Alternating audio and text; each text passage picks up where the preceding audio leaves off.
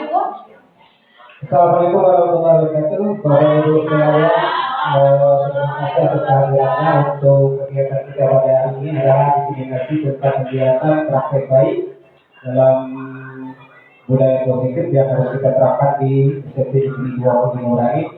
Sebelum kita masuk ke dalam paparan yang akan saya sampaikan, ada lebih baik kita untuk menyemangatkan kembali kita stretching dulu supaya kita sejuk-sejuk dikit.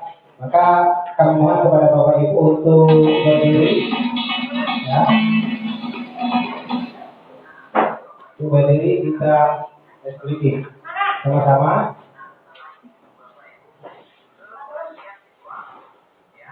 Bisa kita mulai ya. Ya, semuanya.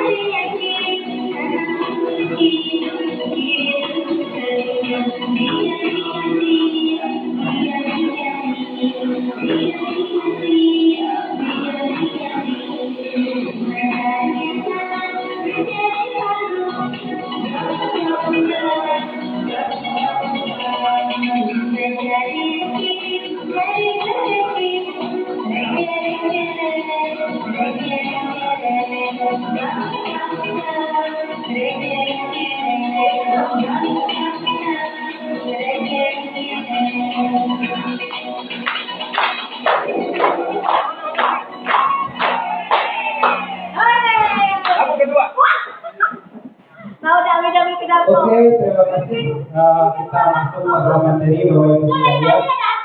Terima kasih untuk berikutnya kita akan mencoba untuk pemaparan yang akan kita sampaikan. Nah, ya lanjut untuk ke sesi berikutnya. Melanjutkan ke yang berikutnya. Dan nanti jam terakhir. Terakhir deh. Belum. Kita mulai masalah tentang budaya positif yang harus kita terapkan di sekolah. Pada hari ini sama-sama kita untuk melakukan perubahan bersama-sama untuk menuju kebaikan di SMP Negeri 25 orang ini. Di sini kita akan membahas tentang segitiga restitusi yang tadi sudah disinggung oleh Ibu Donia Fertiani, kemudian juga oleh Bu Beb Broma, yang sama-sama kita tahu. Sebelum pelaksanaan kegiatan ini, mungkin selama ini apakah kita sudah pernah mendengar apa sih itu segitiga restitusi? Belum pernah mendengar ya? Belum pernah mendengar apa itu segitiga restitusi. Nah, kita lihat apa itu sih segitiga restitusi. Segitiga restitusi adalah suatu proses dialog yang dilakukan oleh guru maupun orang tua agar dapat menghasilkan murid yang menjadi mandiri serta bertanggung jawab. Nah, itu restitusi, segitiga restitusi itu. Nah, coba kita lihat lebih lanjut. Ya, di situ apa itu segitiga restitusi? Para ahli berpendapat segitiga restitusi adalah model penyelesaian konflik yang melibatkan tiga pihak, pelaku, korban, mediator, yang tujuannya untuk membantu pelaku memahami dampak tindakannya dan mengambil tanggung jawab atas kesalahannya. model ini menekankan pada perbaikan hubungan antara perilaku dan korban. Nah, coba kita lihat. Yang pertama adalah perilaku. Artinya, lahirnya restitusi ini adalah penyelesaian dari siswa yang melanggar tentang keyakinan kelas yang telah kita sepakati bersama-sama. Keyakinan kelas itu lahir dari anak untuk anak dan dilaksanakan oleh anak. Itu yang jelasnya untuk keyakinan kelas itu. Kalau biasanya keyakinan kelas itu kita mendikte anak, ya datangnya dari kita, kemudian anak harus melaksanakannya. Tetapi kalau keyakinan kelas itu tidak, datangnya dari anak, oleh anak, dan untuk anak. Itu keyakinan kelas. Nah, pelaku pihak yang melakukan kesalahan, misal yang tadi disampaikan oleh Ibu Kurnia dan Bu Bet, yang salah satu contohnya yang sering terjadi di tempat kita ini adalah anak yang sering datang terlambat. Nah, ya, itu adalah melanggar salah satu keyakinan kelas yang kita buat. Apa itu terlambat? Itu berarti keyakinan kelas kita tidak disiplin, tentang disiplin. Maka itu pelaku misalnya. Atau misalnya bisa juga korban antara satu dengan yang lain. Atau misalnya di kelas kita ada anak yang mengganggu temannya. Nah, itu ada korban, ada perilaku. Kemudian ada korban, nah ini yang saya ada korban. Nah, korban itu orang yang merasa dirugikan atau merasa dampak dari perbuatan korban. Maka kita sebagai seorang guru harus menjadi mediator. Nah, disinilah yang tadi disampaikan oleh Ibu Kurnia tadi, kita harus melaksanakan segitiga restitusi yang nanti ada urutan-urutan dan pertanyaan-pertanyaan apa sih yang terdapat dalam segitiga restitusi itu nanti saya akan sampaikan. Nah, moderator apa tugasnya? Itu.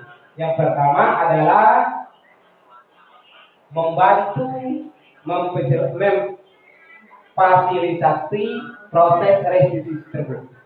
Jadi apa kita menjadi seorang penghukumkah? Apakah kita menjadi orang yang selalu buat anak itu merasa bersalah? Ataukah kita posisi kita sebagai teman? Atau posisi kita sebagai manajer? Atau posisi kita sebagai seorang pemantau? Maka itu tergantung dengan kita melaksanakan restitusi tersebut. Nanti kita lihat video bagaimana penerapan restitusi yang kita lakukan di sekolah kita nanti. Kemudian selanjutnya, ini diagramnya ya, diagram video. Yang pertama adalah menstabilkan identitas. Maka itu kalau anak bikin salah, kalau dulu terus terang jujur saya katakan Bapak Ibu tahu bagaimana saya waktu saya ngajar, yang tak cocok dengan saya suruh keluar kayak dulu. Nah, mungkin Bapak Ibu melihat perubahan saya dalam proses belajar selama saya mengikuti guru penggerak dan yang terutama pada semester 2. Pada semester 1 ini, ya. Saya tak pernah lagi marah dengan anak, ya, tak pernah marah lagi. Ternyata, nah yang jadi perubahan positif bagi saya apa? Yang pertama kali dulu, ketika saya datang dari Bangko masuk ke sekolah, anak-anak pelarian jauh, ya. Ada yang mengatakan padam masuk kelas. Sekarang saya melihat perubahan bagi saya, alhamdulillah setelah saya datang banyak anak yang jemput datang, karena saya tak pernah lagi marah. Itu posisinya.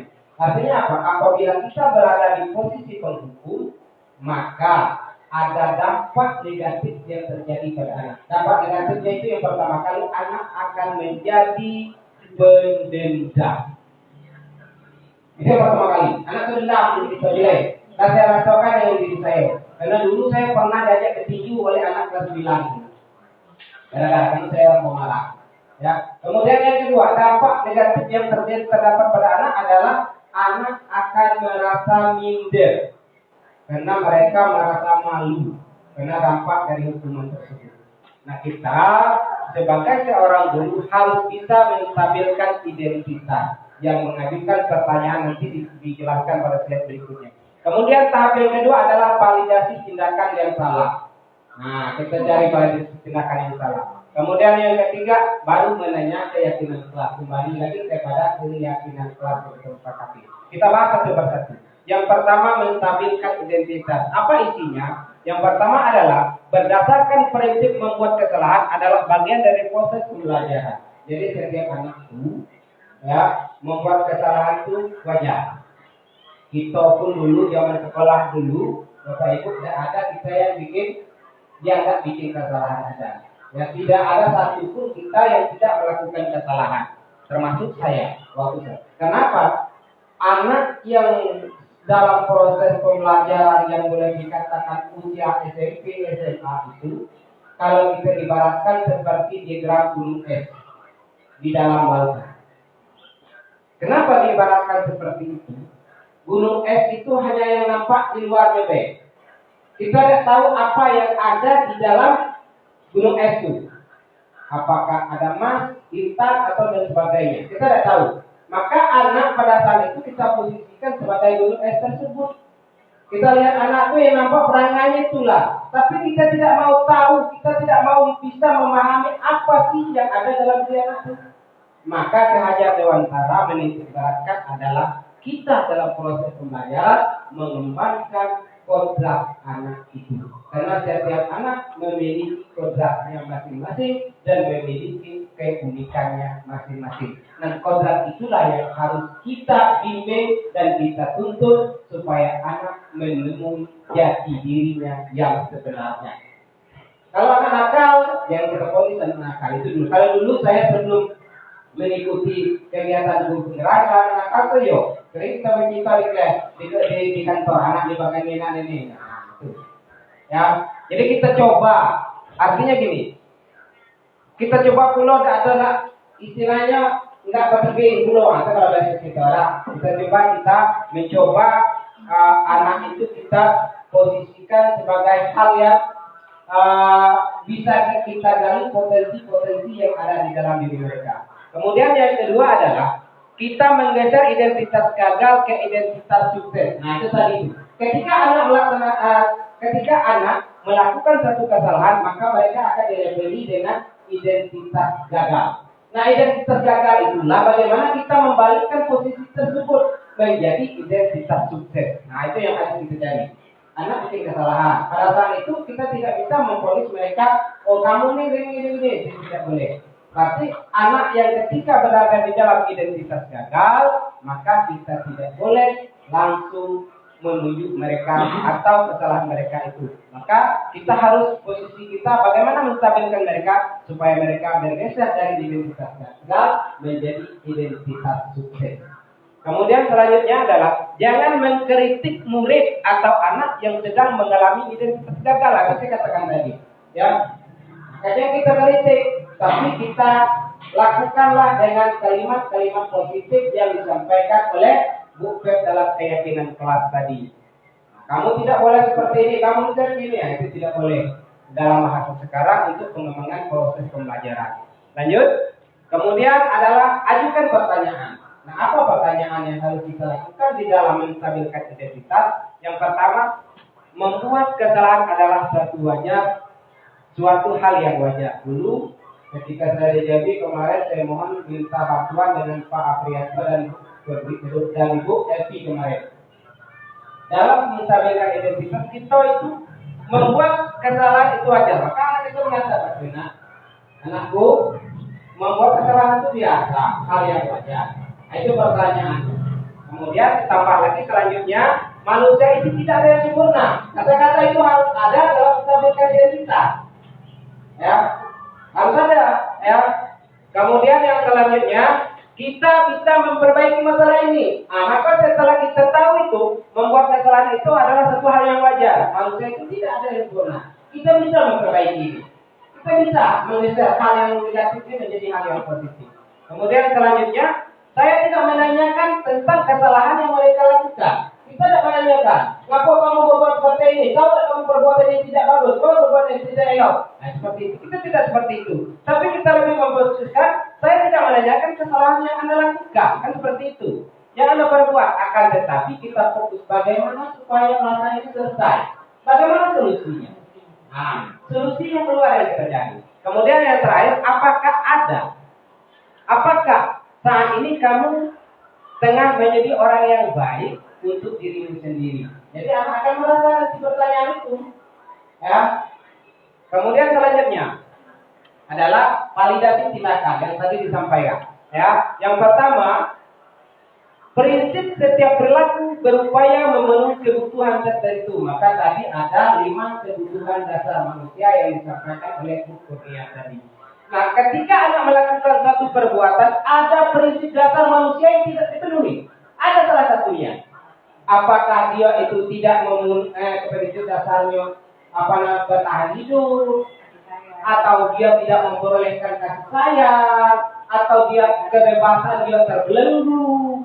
Itu yang harus kita gali kepada anak. Kenapa anak itu melakukan itu? Maka harus kita melihat kepada kelima kebutuhan dasar manusia itu tadi. Kemudian selanjutnya, itu ya, guru akan belajar dari stimulus respon menjadi proaktif. Biasa kita merespon anak buat kesalahan itu lalu merespon mereka. Ya, mereka bilang, oh kamu tidak nakalnya, kamu tidak mau diatur, kamu itu. Tapi kan kita proaktif. Ya, aktif artinya bagaimana supaya kegiatan-kegiatan yang dilakukan anak dalam keadaan negatif kita geser menjadi positif. Kemudian yang ketiga adalah mengenali dan mengakui kebutuhan murid dan memperbaiki hubungan dengan murid. Nah, itu tadi yang kita sampaikan tadi. Anak bikin kesalahan, panggil dua-duanya, kita sebagai mediator, kita selesaikan, kenapa seperti ini, nak, ini, dan sebagainya, dan selanjutnya dengan kalimat-kalimat yang santun, dan akhir anak itu akan merasa dirinya itu dihargai. Karena kita seorang manusia ada 5 kebutuhan dasar, salah satunya adalah butuh pengakuan. Itu yang butuh. Kita butuh pengakuan. Coba gini Bapak Ibu sekalian, Bapak sudah berbuat terbaik di sekolah ini, tapi tidak ada pengakuan dari sekolah. Bagaimana perasaan? Kan seperti itu. Tidak ada pengakuan dari rekan-rekan kita. Kita sudah melakukan perbuatan-perbuatan yang baik demi kemajuan sekolah, tapi tidak ada respect terhadap diri kita. Tidak ada pengakuan. Maka suatu saat itu nanti bekerja di situ, tapi tidak ada pengakuan, tidak ada penghargaan. Tapi anak itu butuh pengakuan, betul pengakuan atau penguasaan. Itu betul bagi anak. Maka solusinya kita harus pengakuan anak yang kita akui. Maka ada suatu cerita di dalam video itu menceritakan bahwa pada ketika ada suatu orang anak yang pada ketika proses pembelajaran dia itu pendiam, tidak ngomong, kemudian tidak berprestasi.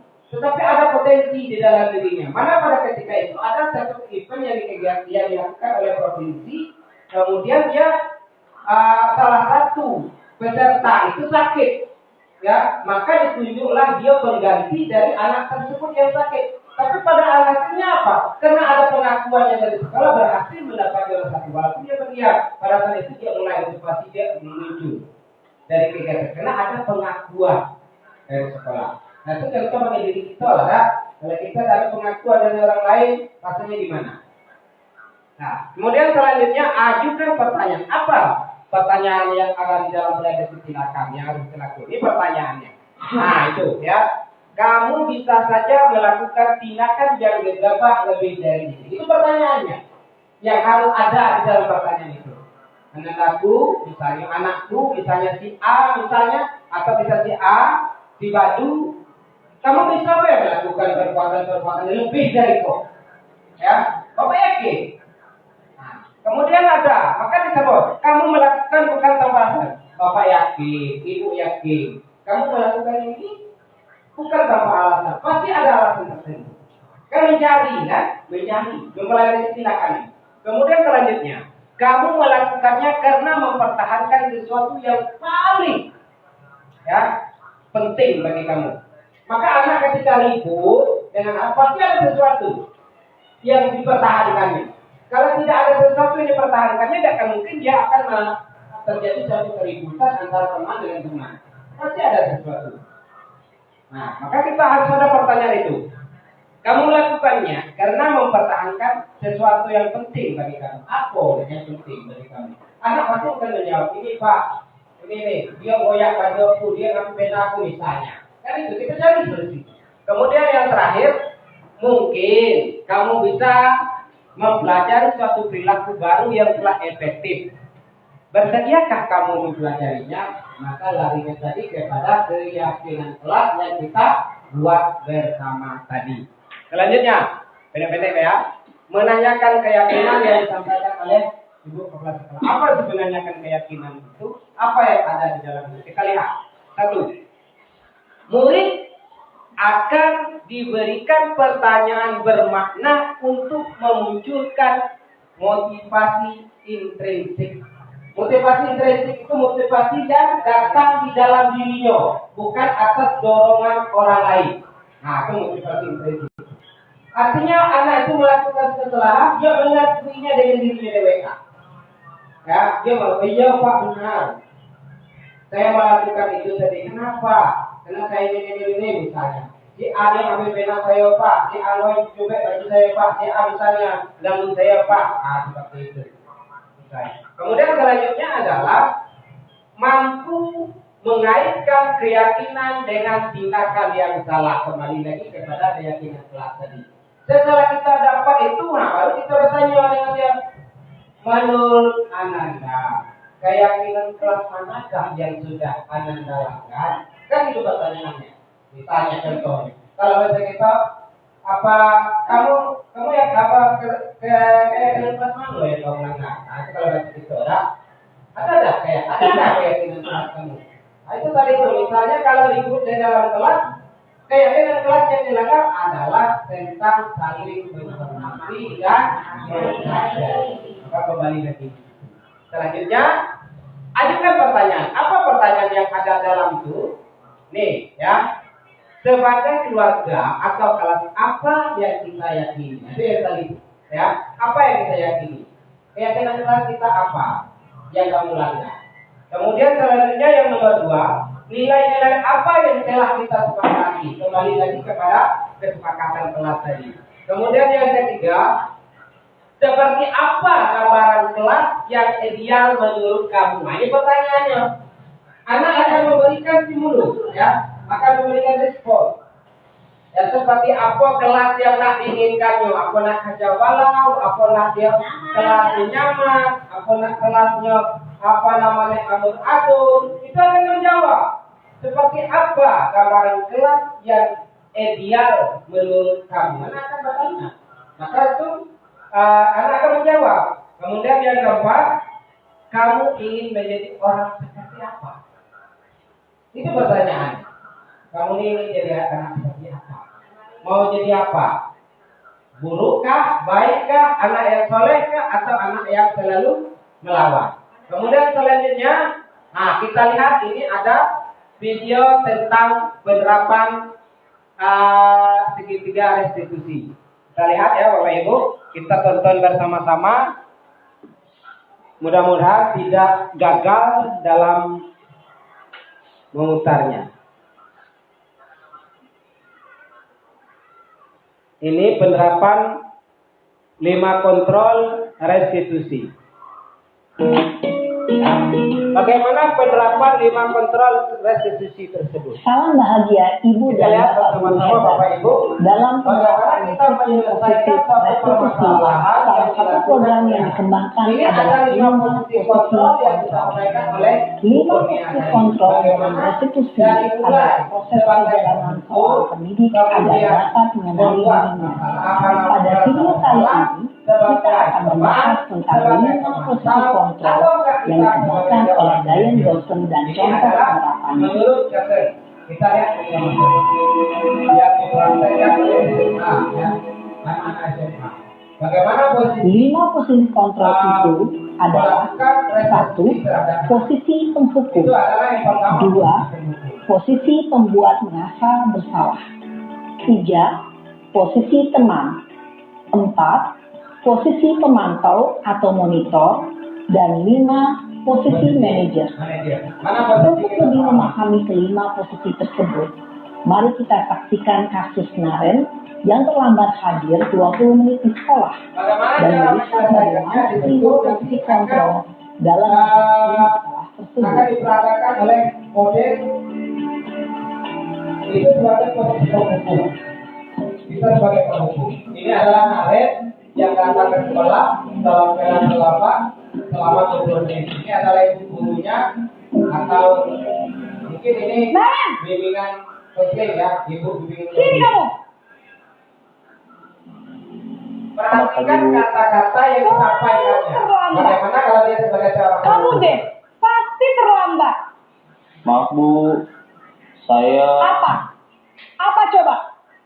Alasan kamu apa lagi? Kapan sih kamu tidak terlambat? Malas sekali ya kamu jadi anak. Saya... Dasar pemalas. Gak kapok-kapok sih kamu. Sudah berapa kali terlambat? Sana, kamu keliling lapangan basket 2 kali. Kenapa saya harus keliling lapangan basket, Bu? Kenapa? Kamu melawan ibu. Berani-beraninya jawab. Sudah terlambat, masih berani jawab pula. Sekarang, keliling lapangan basket 5 kali sekalian. Biar kapok. Cepat. Pergi sana ke lapangan basket. Nah, Bapak Ibu, itu kita lihat sebagai pemukul, artinya anak datang langsung menjustis. Iya. Ya, langsung menjustis anak itu berbuat salah. Maka, pada posisi tersebut, yang pertama, anak akan merasa dirinya minder, malu. Kemudian dia akan merasa timbul rasa dendam di dalam hatinya. Nah, coba kita lanjut lagi kepada posisi kontrol yang kedua. Posisi penghukum biasanya berbicara dengan nada tinggi, menghardik, menunjuk-nunjuk, menyakiti, dan menyindir. Hukuman bisa berupa fisik maupun psikis. Ibu dan bapak guru hebat. Dampak yang terjadi pada murid ketika guru berada pada posisi penghukum adalah murid cenderung akan memberontak, bahkan menyimpan dendam. Tidak menyukai, kita tidak disukai. Nah, sekarang kita lihat posisi sebagai pembuat masalah, merasa bersalah. Ini dia lembut, bahasa katanya lembut, tapi menyentuh, sehingga anak merasa dia itu rasanya bersalah. Nah, ini berasa membuat merasa bersalah. Selamat pagi, Bu. Naren, kamu kenapa terlambat lagi, nak? Ya Tuhan, Naren. Kamu senang ya bikin ibu susah ya? Kalau kamu terlambat lagi, nanti ibu yang ditegur bapak kepala sekolah, nak. Disangka ibu tidak bisa membina kamu. Duh, gimana ini? Maaf, Bu. Duh, Gusti Naren. Kamu suka ya kalau ibu ditegur bapak kepala sekolah? Terus, sekarang ibu harus tulis apa ini di buku absen? Ini kamu sudah sering terlambat loh. Ibu harus apa coba? Maaf, Bu. Maaf sekali. Ya sudah, lain kali jangan bikin ibu susah lagi ya nak ya. Ibu tidak akan kuat lagi kalau kamu begini terus. Bisa jantungan kalau ibu tegur bapak kepala sekolah. Sana cepat kelas. Maaf ya, Bu. Maaf sekali. Nah, coba kita perhatikan. Bahasa yang digunakannya menyentuh hati anak itu. Bukan anak itu ketika dia berjalan dia merasa dirinya bersalah. Identitas gagal yang pada dirinya dia merasa bersalah. Ya, berenung. Tapi dia merasa bersalah. Tapi ada kelemahannya, Bapak Ibu.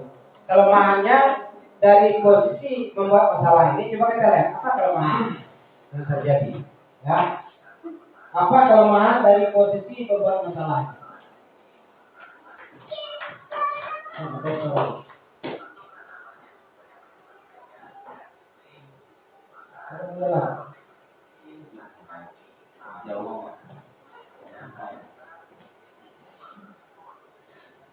Apa kelemahan dari posisi pembuat rasa bersalah berbicara dengan nada tenang, cenderung lembut. Namun kata-kata yang diutarakan membuat murid merasa menjadi orang yang gagal, memandang buruk dirinya sendiri, merasa tidak berharga, dan tidak sanggup membahagiakan orang lain. Ketika membuat rasa dirinya yang bersalah dan ia akan menyimpan emosi negatif tersebut di dalam dirinya. Sekarang posisi teman. Bagaimana kalau kita melakukan anak-anak kita sebagai teman? Coba kita lihat bahasa kata-kata. Itu yang harus kita paham. Naren! Ya Naren ini datang di telat terus ya. Wah, sudah jam berapa ini, Nak? Nah, lihat bahasanya. Selamat pagi ya, sayang. Iya Bu, habis ibu saya lupa bangunkan saya Bu. Kamu malah menyalahkan ibu kamu. Kamu bukannya anak yang larinya paling kencang. Iya, Kok terlambat sih? Ini sebagai teman. Iya Bu, saya memang terlambat bangun tadi. Jadi biarpun saya lari kencang, tetap gak kekejar Bu. Ya sudah sana. Nanti lain kali larinya lebih kencang lagi ya. Biar gak terlambat lagi. Bikin senang ibu. Demi ibu. Bisa kan? Bisa lah Bu. Ya sudah, kamu masuk kelas. Ibu beresin urusan absen kamu. Kamu ini ada-ada saja. Ya, kelemahannya apa? Kelemahan posisi sebagai teman ini adalah anak akan merasa ketergantungan dan suka hanya kepada satu orang guru saja. Itu kelemahan sebagai posisi teman. Ya, anak merasa ketergantungan. Kalau bisa saya melakukan itu, dia harus senang kepada saya. Kepada guru lain tidak, dia tetap melakukan apa yang ingin dia lakukan. Timbul perbedaan. Itu posisi teman ini. Ya, ada maka timbullah justice anak terhadap kita, ada guru baik, ada guru jahat. Seperti itu. Itu kelemahannya kalau sebagai teman. Artinya kalau kita melakukan anak cuma sebagai teman, anak cuma suka dengan orang yang melakukan itu. Yang lain tidak. Ya. Nah, coba kita lihat selanjutnya. Untuk dalam posisi teman, guru berbicara dengan nada suara ramah, akrab, cenderung bersenda gurau untuk menjaga suasana tetap santai. Murid akan merasa senang, aman, dan akrab dengan guru. Identitas yang tercipta adalah identitas sukses atau berhasil. Namun, perlu diingat, karena ini masih dorongan eksternal, maka ada faktor ketergantungan dari murid kepada orang tertentu. Di sini, guru absennya, sehingga di lain waktu, murid bisa berperilaku baik, namun hanya kepada orang-orang tertentu saja. Itu kelemahannya. Kita lihat posisi yang terakhir, yang keempat, sebagai pemantau. Ini adalah biasanya dia akan berbicara tentang konsekuensi, bukan hukuman, tapi konsekuensi. Yang sudah saya jelaskan pada awal dan sudah dijelaskan oleh teman-teman. Naren!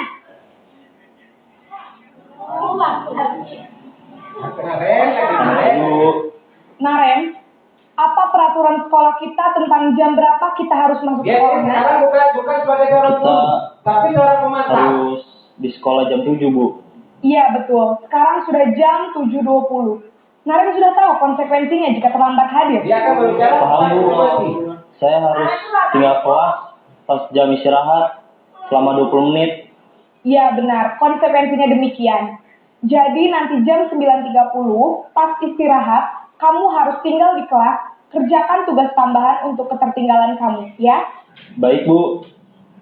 Nah, itu ya. Untuk apa Posisi dampak? pemantau mengandalkan penghitungan atau data untuk mengontrol murid. Guru mengarahkan murid berdasarkan peraturan dan konsekuensi.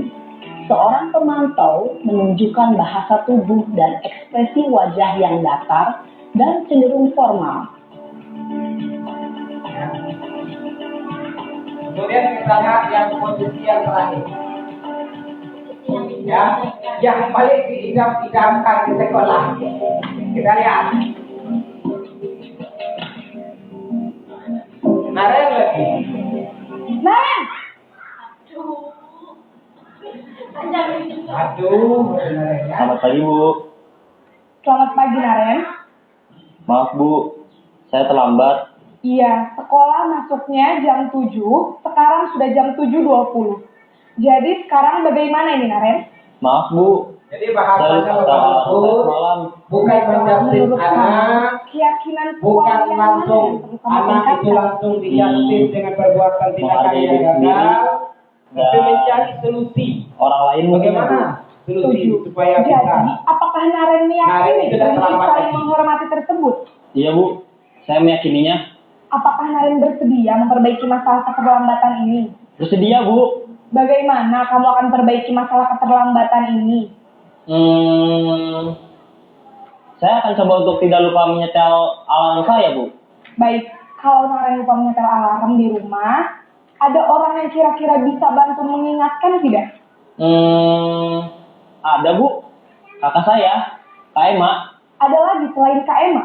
Selain Kak Emma, ada ibu saya. Baik, jadi yang mengingatkan Naren adalah Kak Emma dan ibu kamu ya? Kira-kira akan mulai setel alarm kapan nih Naren? Setelah pulang sekolah, akan segera saya lakukan. Baik, jadi Naren akan setel alarm untuk bangun besok pagi dan akan diingatkan oleh kakak dan ibunda Naren ya? Ada lagi yang mungkin perlu dilakukan Naren? Agar tidak terlambat bangun lagi. Tidak ada, Bu. Baik Naren, terima kasih untuk kerjasama kamu. Sekarang kamu perlu kembali ke kelas untuk belajar. Baik, Bu. Terima kasih. Sudah kita lihat kan Bapak Ibu, dari keselamatan Naren ada 3 solusi yang ditawarkan oleh Naren sendiri. Bukan Bapak Ibu guru yang menawarkannya. Nyeleweklah. Yang pertama kata Naren supaya dia telat lagi dia akan menyetel alarmnya. Yang kedua dia minta bantuan pada kakaknya. Yang ketiga minta bantuan kepada ibunya. Itu yang dimintakan itu. Dari permasalahan tindakan anak yang kita justice sebagai identitas gagal, maka suatu saat nanti kita geser identitas gagal itu menjadi identitas sukses. Kita mencari solusinya. Berarti keterlambatan Naren tersebut sudah bisa diatasi dengan solusi yang dia cari sendiri. Dia lewatlah mencarinya. Nah, bagaimana dengan anak kita? Apakah bisa kita terapkan seperti itu? Itulah yang jadi pertanyaan bagi kita semua. Apakah kita bisa menjadi orang seperti itu? Ya, yang pertama pertanyaan besar bagi kita, apakah kita bisa menjadi guru seperti manajer tadi? Yang kedua, apakah bisa anak kita lakukan hal seperti itu kepada anak kita supaya menciptakan lingkungan yang ideal di sekolah kita? Saya pikir untuk melaksanakannya mungkin bisa, ya, bisa secara perlahan. Kalau secara terkejut, mungkin tidak akan bisa, tapi dicoba. Jadi tidak ada lagi istilahnya untuk ya saya posisi saya sendiri, Bapak Ibu tahu bagaimana saya ngajar, ya, bagaimana saya ngajar sebelum saya mengikuti kegiatan guru penggerak ini. Mungkin Bapak Ibu tahu bagaimana saya, sehingga dulu saya ingatnya. Ketika saya datang tertutup motor saya datang masuk anak berlarian kabur. Ada padahal seperti itu. Kalau sekarang alhamdulillah ada lagi anak yang berlaku seperti itu. Karena saya sudah mulai mengubah cara saya mengajar, gaya saya belajar. Kenapa? Di dalam kurikulum mereka mengatakan, para ahli mengatakan, kalau kita tidak bisa mengikuti gaya belajar anak, kalau anak tidak bisa mengikuti gaya mengajar kita, maka kita yang harus mengikuti gaya belajar anak. Maka itu kita sangat memerlukan tes diagnostik awal untuk mengetahui gaya belajar anak masing-masing. Maka kemarin saya tawarkan, saya punya itu lembar observasi untuk tes diagnostik awal. Atau tes awal itu cuma tidak kita laksanakan pada tahun ajaran baru kemarin karena tidak ada waktu. Nah, dengan demikian kita akan tahu anak ini belajarnya apakah gaya belajarnya visual atau gaya belajarnya auditori atau gaya belajarnya kinestetik. Kita tidak tahu menentukannya.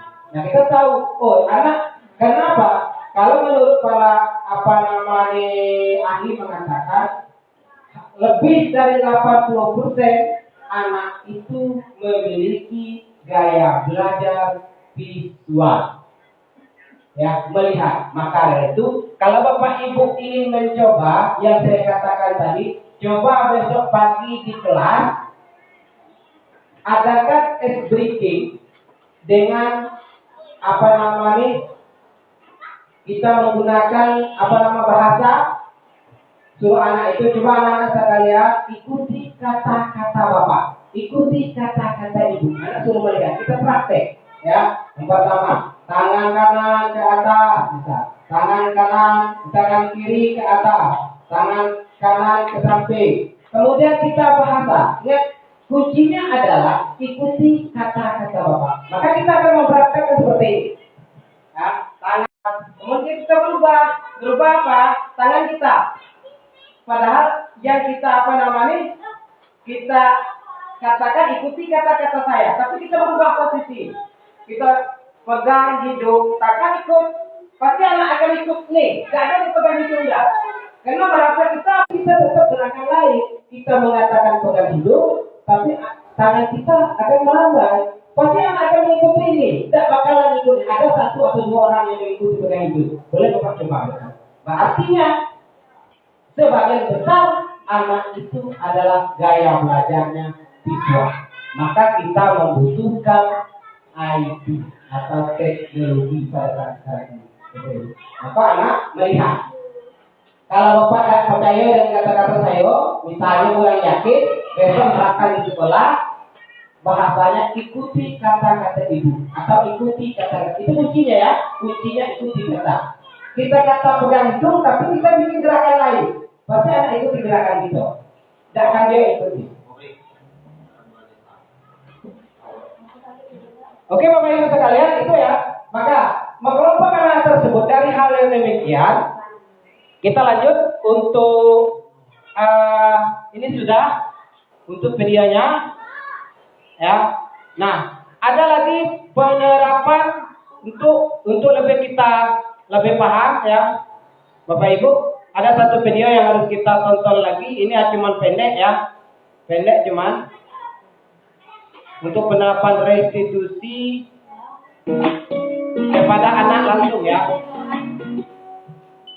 Supaya kita lebih paham lagi, silakan kita saksi ini. Bagaimana penerapan restitusi sebagai manajer? Coba Bapak lihat, Bapak Ibu perhatikan bagaimana ini seorang guru yang posisi sebagai manajer. Kesel Pak, masa aku dikatain tukang fitnah Pak? Ya aku marah lah. Aku udah dikatain Eka di depan kelas. Kesel banget. Supaya kita lebih bisa menerapkan. Ya pasti. Benar. Bapak juga akan marah apabila ada yang menuduh Bapak seperti itu. Kemudian pada saat itu kamu mau melakukan apa? Ya saya langsung ngatain Eka lah Pak. Kesel banget. Saya bentak-bentak dia depan teman-teman lain. Anak akan kasih jawab. Gitu. Tapi pertanyaan Pasti kamu sudah itu karena suatu alasan tertentu bukan? Iyalah, Oke, saya diam aja Pak. Ya saya bela diri lah. Masa saya dituduh tukang fitnah? Ya wajar lah.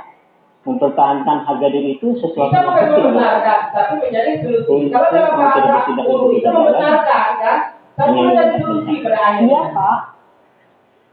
Untung saya masih bersabar dan hanya membentak saja. Sudah gemes padahal. Saya pasti bela diri lah. Ya pasti ya. Tapi kamu memilih untuk tetap bertahan dan bersabar. Kamu memilih untuk tidak berbuat lebih parah lagi bukan? Itu pertanyaannya. Coba lihat itu pelajaran tindakan. Sekarang coba kita lihat. Nah, sekarang berubah lagi tindakan jadi kamu menanyakan keyakinan. Itu yang tadi itu. yang saya sampaikan. Tindakan kamu itu kira-kira sesuai dengan keyakinan kelas atau prinsip kamu tidak? Enggak lah Pak. Capek Pak jadi pemarah. Jadi keyakinan atau prinsip mana yang kurang sesuai dengan keinginan kamu? Ya, saya sebenarnya sangat menghargai orang lain. Mungkin saat itu saya menjadi emosi, jadi tidak menunjukkan sikap itu. Kamu meyakini tidak? Menghargai orang lain itu penting buat kamu. Yakinlah Pak. Iya, setuju. Kita harus saling menghargai. Namun, ada juga keyakinan yang kita sepakati yang perlu kita jalankan apabila kita sedang marah, bukan? Ya, saya bisa lebih proaktif, mulai dengan diri sendiri. Saya bisa jadi lebih bersabar, mengambil waktu jeda untuk berpikir mau apa selanjutnya.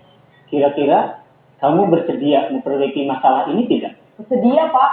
Kalau kamu memperbaiki masalah ini, kamu akan menjadi orang seperti apa? Saya akan menjadi orang yang bertanggung jawab kali ya, Pak. Dan senantiasa proaktif. Iya. Menurut kamu, Bagaimana rasanya menjadi orang seperti itu? Ya nyaman lah, bangga bisa bersabar dan menahan diri. Baiklah kalau begitu. Yuk kita pikirkan bagaimana memperbaiki masalah ini. Nah, bisa kita saksikan Bapak Ibu dari video tersebut, bisa nggak? Bisa nggak kira-kira ketika itu? Hah? Anaknya. Kira-kira. Yang jelasnya Bapak Ibu, kalau anak-anak kita tahu, itu saya katakan tadi, anak-anak itu ibarat kulit es yang nampaknya cuma kelihatan, di dalamnya tidak kita kelihatan. Itu yang harus kita gali potensi mereka. Mudah-mudahan dengan step by step, sedikit demi sedikit kita bisa melakukan itu. Nah, Bapak Ibu sekalian, mungkin itu video yang saya tampilkan. Kita lanjut, tinggal berapa slide lagi untuk terakhir ya. Nah, kita lanjut ke slide berikutnya. Komponen-komponen dalam segitiga restitusi. Coba kita lihat. Apa komponen? Segitiga restitusi terdiri dari 3 komponen utama: pengakuan, tanggung jawab, dan reparasi. Ketiga komponen ini saling keterkaitan dan merupakan proses yang berkelanjutan. Coba kita lihat. Apa itu satu pengakuan. Nah, dari proses restitusi tersebut ada pengakuan yang timbul dari diri anak itu sendiri. Motivasi namanya motivasi intrinsik yang datang dari dalam diri anak itu. Dan tempat kita tidak memaksa mereka, tapi mereka mengakui perbuatannya sendiri. Nah, itu pelaku mengakui kesalahannya dan memahami dampaknya. Nah, kemudian yang kedua, tanggung jawab. Nah, dengan tersebut anak akan merasa tanggung jawab. Ya. Pelaku mengambil tanggung jawab atas kesalahan dan dosa untuk memperbaikinya. Kemudian yang ketiga, reparasi. Ya. Apa itu reparasi? Pelaku melakukan tindakan nyata untuk memperbaiki kesalahan dan mengembalikan mengembalikan kerugian. Artinya apa? Ketika mereka berbuat salah kepada temannya, dia sadar, kemudian dia minta maaf kepada temannya. Nah, ya. Kemudian selanjutnya, bagaimana penerapan segitiga restitusi di sekolah? Ada 3 macam yang untuk penerapannya. Segitiga restitusi dapat diterapkan di berbagai situasi konflik di sekolah, seperti perundungan, perselisihan antar siswa, atau pelanggaran peraturan. Nah, kita lihat. Yang pertama, perundungan. Nah, ini kadang-kadang kita sebut dengan yang pernah ikut workshop Bu Resti dengan Pak Ori, ya, yang disebut dengan bullying atau bully. Ya, itu. Nah, perundungan. Pelaku perundungan diminta untuk mengakui kesalahannya dan meminta maaf kepada korban. Kemudian yang kedua, perselisihan antar siswa. Nah, dok, itu sekolah kita hampir setiap hari mungkin ada orang anak-anak bertengkar. Ya, nah, diminta untuk berdiskusi menjadi solusi bersama. Jadi artinya ada lagi kita menyalahkan si A si B. Kita tidak mencari siapa yang salah. Kalau biasanya kita mencari siapa yang salah, si A si B. Tahu dia memang lah ngaku ganti terus. Nah, kan itu dalam bahasa kita ya. Ngaku kawan terus. Dalam posisi ini kita tidak lagi mencari kesalahan satu pihak. Tapi semuanya benar, semuanya yang salah. Artinya tidak ada yang benar, tidak ada yang salah. Kalau dia benar, benar semua. Kalau dia salah, salah semua. Itu posisinya. Kemudian pelanggaran peraturan. Itu tadi masalah keyakinan kelas tadi. Ya, siswa yang melanggar peraturan diminta untuk memahami dampak dari tindakan dan memberikan konsekuensi yang sudah dijelaskan tadi. Selanjutnya, manfaat penerapan.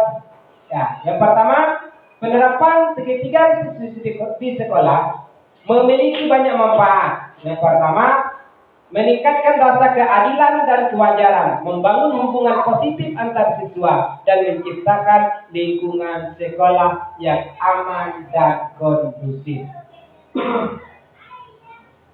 Ya, Nah, keadilan dan kewajaran itu, kemudian selanjutnya hubungan positif, kemudian selanjutnya lingkungan sekolah yang aman. Nah, itu sudah ada penjelasan. Nah, peran guru, nah, ini yang harus kita yang harus kita perhatikan, ya. Peran guru dalam penerapan segitiga restitusi. Nah, ini ya. Guru memegang peran penting dalam penerapan segitiga restitusi. Mereka perlu memahami konsep segitiga restitusi dan mampu memfasilitasi proses restitusi tersebut. Nah, kita sebagai guru itu harus mampu. Kemudian, mendidik siswa, memberikan pendidikan tentang nilai-nilai moral dan sosial yang terdapat di dalam keyakinan kelas tadi juga, atau kita pendidikan moral itu yang lain. Kemudian yang kedua, memfasilitasi restitusi dengan cara membantu pelaku dan korban untuk mencapai kesepakatan bersama.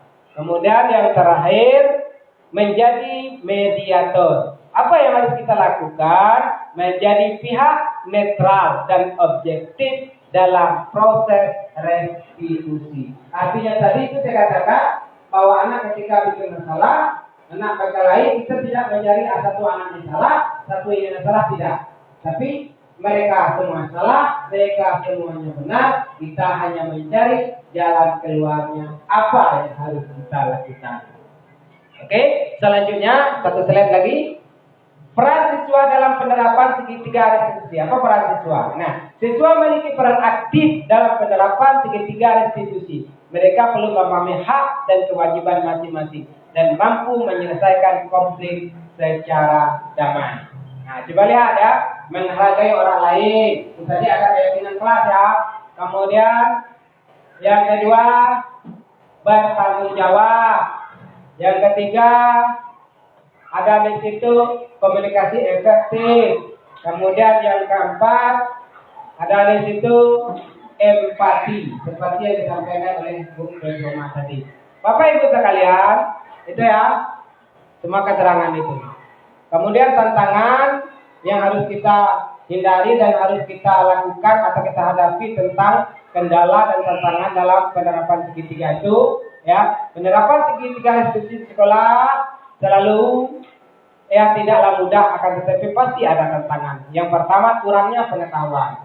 Kita sebagai seorang guru kurang pengetahuan tentang restitusi. Maka saya katakan tadi bahwa kita selamanya mungkin belum pernah dengar kata restitusi itu apa, tapi sekarang sudah tahu.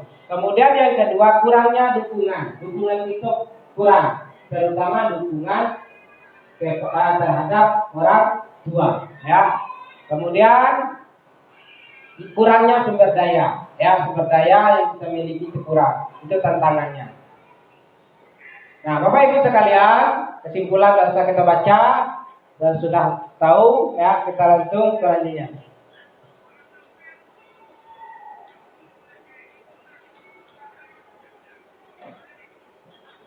Nih, habis. Thank you very much. Terima kasih. Ya, ini habis. Nah, Bapak Ibu sekalian, sebelum penutup saya ingin bertanya.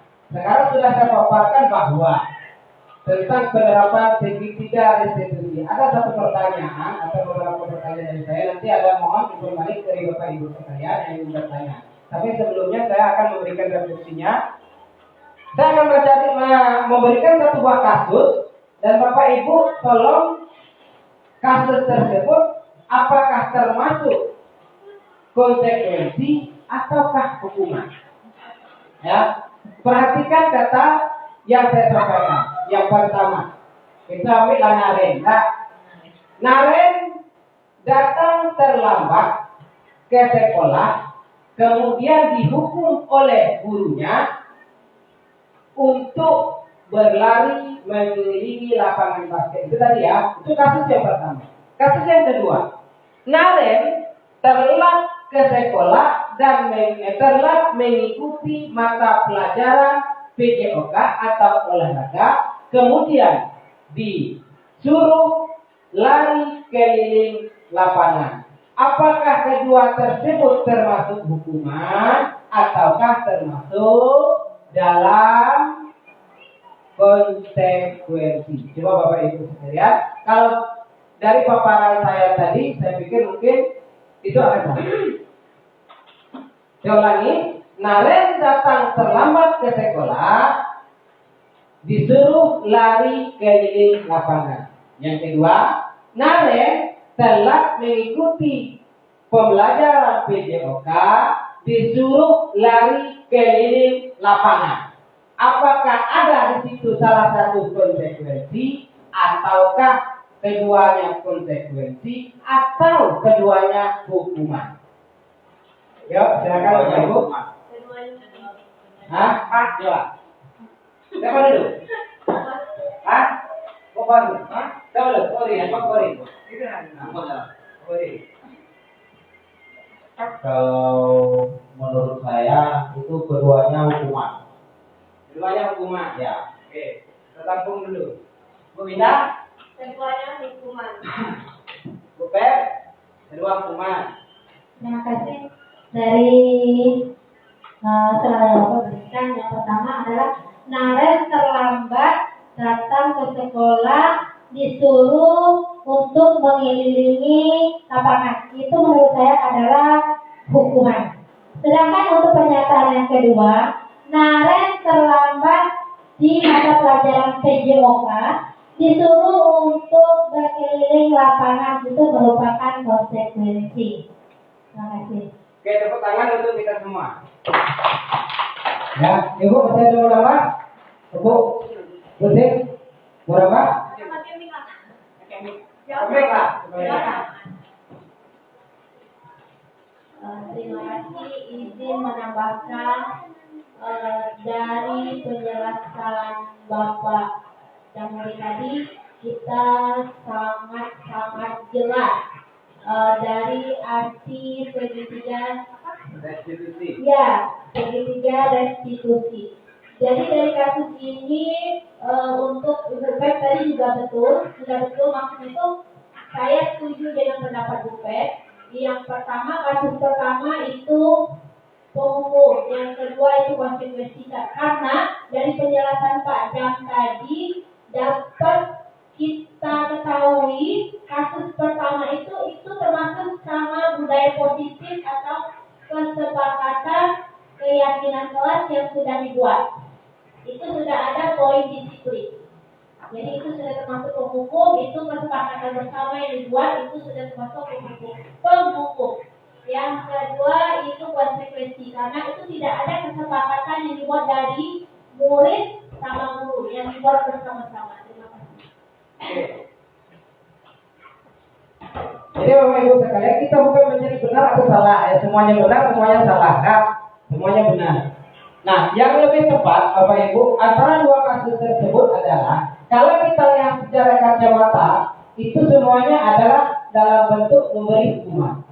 Tapi sebenarnya kalau kita gali lebih lanjut lagi, itu adalah yang pertama Naren datang ke sekolah telat diberi hukuman, beli gampang itu adalah bentuk hukuman. Tapi Naren terlambat mengikuti pembelajaran PJOK, itu bukan bentuk hukuman, tapi konsekuensi. Kenapa? Kan itu pertanyaannya kan? Pertanyaan, kenapa sih sama-sama disuruh lari? Kok yang satu hukuman, yang satu konsekuensi? Kita kembali ke pelajaran PJOK. Tidak mungkin anak sebelum melakukan olahraga dia tidak melakukan pemanasan terlebih dahulu. Betul tidak kira-kira? Anak mengikuti olahraga harus pemanasan. Tidak mungkin dia telat, kemudian orang sudah main bola langsung masuk ke dalam lapangan, dia langsung main bola tanpa pemanasan. Kan itu kan konteksnya kan yang harus kita perhatikan. Jadi kasus yang pertama adalah hukuman, kasus yang kedua adalah konsekuensi. Nah, sama dengan tadi saya katakan tadi itu. Naren juga datang telat, kemudian dia harus mengikuti jam tambahan selama 20 menit. Itu bukan hukuman, tapi konsekuensi. Sama, beda. Sama ya. Cuma beda, hukuman itu berdampak panjang terhadap anak, sedangkan konsekuensi dampaknya jangka pendek. Itu beda, jangka pendek terhadap anak. Maka suatu saat kalau saat itu Naren itu keliling, dia berlari kegiatan video kali berlari lapangan, dia akan berpikir, besok pagi itu memang lagi telah masa aku berlari dewek di lapangan, pemanasan kawan rame-rame, kan itu akhirnya. Itu Bapak Ibu sekalian. Mungkin itu. Nah, untuk penutup saya mohon kepada Bapak Ibu dua orang, ada beberapa orang untuk memberikan refleksi terhadap apa yang saya sampaikan. Bapak Ibu kami persilakan siapa yang ingin menyampaikan refleksi terhadap saya. Silakan kecil bisa. Ya boleh, kita bertanya dulu. Yang ingin bertanya dulu.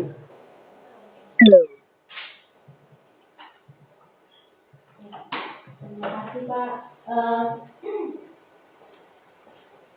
Sebenarnya pengen cari solusi ya Pak, bukannya pertanyaan gitu. Karena sering ditemui di kasus yang ada di sekolah kita, terutama saya yang sering saya temui Pak. Gini, di kelas itu sudah bel berbunyi tanda masuk, sudah mulai main.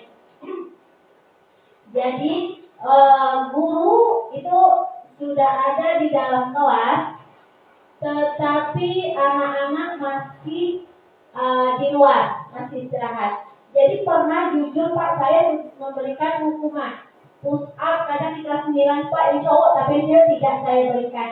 Apakah itu termasuk konsekuensi atau hukum? Jadi saya juga bingung sampai sekarang. Kemarin itu kelas 9 dia terlambat, kurang lebih 20 menit ada mungkin Pak, saya nak keluar tapi dia masuk. Jadi dikasih tahu sudah, dinasehati sudah, jadi terulang lagi. Sakit mungkin gimana supaya keras, apakah dia bisa berubah atau tidak. Jadi saya menerapkan hukuman yang berat ya Pak, kayak push up 20 kali gitu. Apakah itu hukuman atau konsekuensi? Apakah saya boleh melakukan itu sebagai guru atau tidak? Terima kasih. Oke, terima kasih. Nanti mungkin bisa ditambah oleh CGP yang lain atau Bapak Ibu yang lain. Maka jawab. Kita harus memahami pertama adalah konteks hukuman dan konsekuensi. Kalau hukuman itu biasanya berbentuk verbal dan non verbal. Itu hukuman ya. Hukuman itu berbentuk verbal dan non verbal. Kalau verbal biasanya kita mengucapkan kata-kata yang kotor, menghukum dan sebagainya. Ya, kalau non verbal itu tidak bersentuhan dengan fisik kata-kata baik. Tapi kalau verbal ada bersentuhan dengan fisik, tindakan. Kalau non verbal tidak tindakan, bahasa. Nah, kalau konsekuensi itu biasanya larinya kepada menggantikan sesuatu. Kita contoh. Kita ambil contoh. Anak memecahkan pot bunga di kelas. Kita suruh ganti. Apakah itu hukuman? Tidak. Itu konsekuensi. Kenapa? Dia pecah pot kita, di konsekuensinya apa? Harus diganti. Ya kan? Tidak mungkin hukuman. Anak kau pecah pot bunga di kelas misalnya. Ganti. Bukan hukuman, tapi konsekuensi. Itu juga di kelas. Kalau anak telah masuk, maka terapkanlah kasus Naren ini kan ada terakhir. Maka ditambah dengan jam tambahan. Jangan dikasih anak itu istirahat.